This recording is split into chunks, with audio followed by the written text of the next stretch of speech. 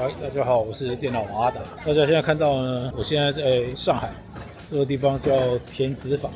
相信大家要知道说啊，只要来中国的话，几乎你是花不到什么钱的，因为他们的行动支付已经很普遍了嘛。如果说你是像你们这种外国人啊，就你不是中国人的话，那你要怎么在中国做支付呢？以前还蛮麻烦的，因为以前的支付都要实名制干嘛啊？但是这2年呢，就是说他们政府改规定说，只要像支付宝还有微信支付都已经开放可以绑其他国家的卡片。支付宝的话，就是你绑了那个台湾卡片之后，你可以在淘宝上面去消费。如果你是把信用卡绑到微信上的话，用途较多，它就可以在一般的市街上你去做消费，不管是刷或被刷都可以。那支付它不能直接对一般外面的人付款，除非你有储值，不然的话你就只能单纯的做淘宝，像京东这种来做支付而已。那今天我就为大家简单讲一下怎么用微信支付来绑你的手机，然后在中国消费。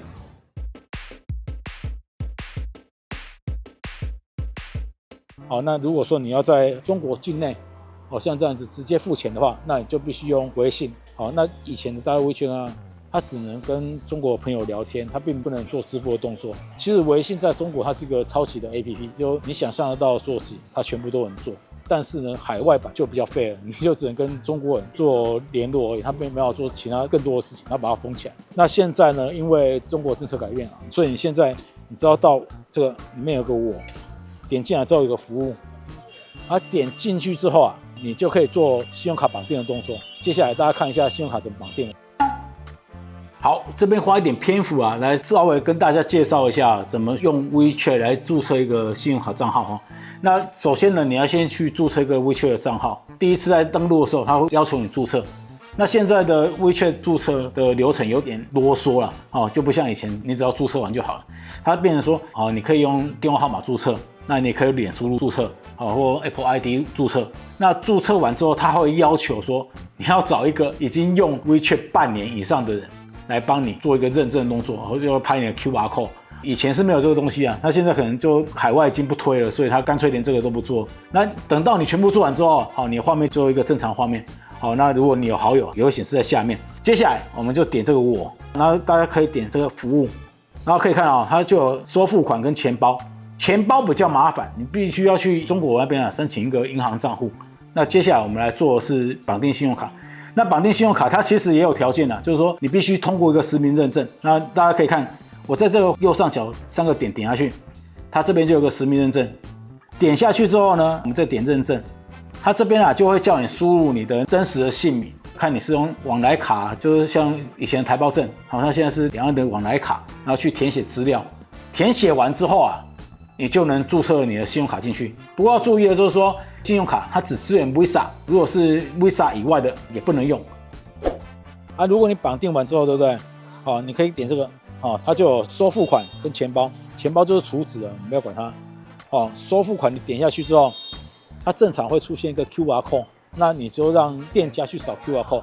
原则上你在这边不管任何店家，你要拿现金是很奇怪的。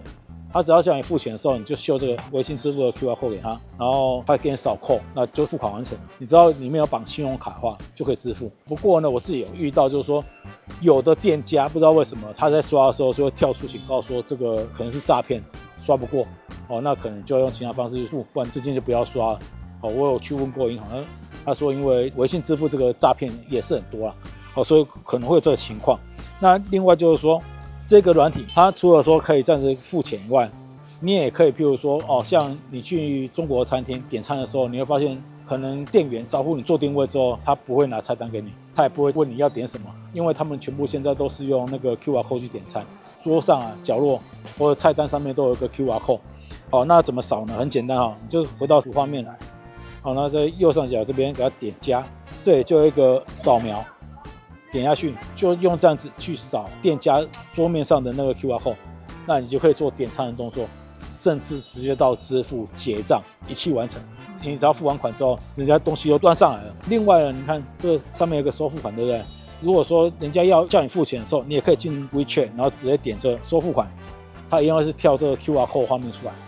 那你就直接这样子付就好了。这就是很简单的付款的动作。那除了这个以外呢，其实它还有一个非常好用的功能，就是说点这个服务进来之后，大家可以看它里面东西很多哦，它还有什么储值啊、增额缴费那些我们都用不到，但是我们用得到什么呢？就是像一个轿车服务，你点进来，那这边啊就会有你的所在地，像我现在在田子坊这边嘛，我看我要回哪里去啊？像我住在外滩，那我可以这边直接输入外滩。假设我要到这里，然后点下去之后，它就会出来坐附近的车，它其实就跟 Uber 一样，那你只要选哪一种车，直接站叫就好了。哦，那甚至它也会打折。你叫车之后呢，它就会显示说你要在哪边等车，车来几号。其实这整个流程都跟 Uber 一样，你也什么都不用跟司机讲，也不用担心他绕路哦，因为原则上他不敢绕路哦，大部分这个价格都是定的，而且你绕路你可以投诉他，他会被罚钱扣款，所以这个也相当方便。除了这个微信以外啊，哦，如果来中国的话，我会建议大家下载像小红书，你如果不知道玩什么，你就看小红书，然后打一个地名，就会有很多当地的好吃、好玩、好逛的，或者是大众点评。哦，你不知道吃什么的时候，你就抓大众点评，它就会出现附近有什么店家是好吃的。这个我就觉得这几个软体都蛮方便的，就提供给大家参考。我是电脑阿导，如果喜欢这个影片，就帮按赞、订阅跟开小铃铛。我们下次影片见，拜拜。